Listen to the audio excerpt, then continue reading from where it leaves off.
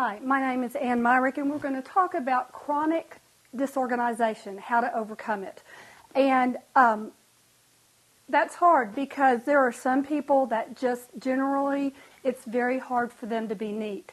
But they need some help. They need some, a lot of times, they might need a partner. They might need somebody, a friend, to come in and just really help them start getting really cleaned out, and just to encourage them. And then once they can start getting it done, then maybe the friend can leave and let them be on their own. So in being chronically disorganized, you need to maybe grab a friend, start working in your house, and decide what you're going to do. Maybe write notes on, in my office, what needs to get done. I think if the house is badly in need of help, it can overpower you, and you just want to sit down and watch TV and not do anything.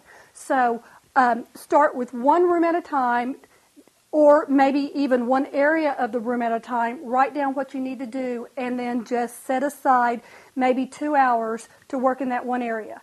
And then you can do that throughout the house. Another thing to do is containers. Find containers, put items, put things in containers. Contain your paperwork, contain your newspaper, put all your books in your bookcase. Find homes for things where everything will have a place to go, and then you will have to use the effort of putting them in that place. This is Ann Myrick, and those are ways to work with being a chronic disorganizer.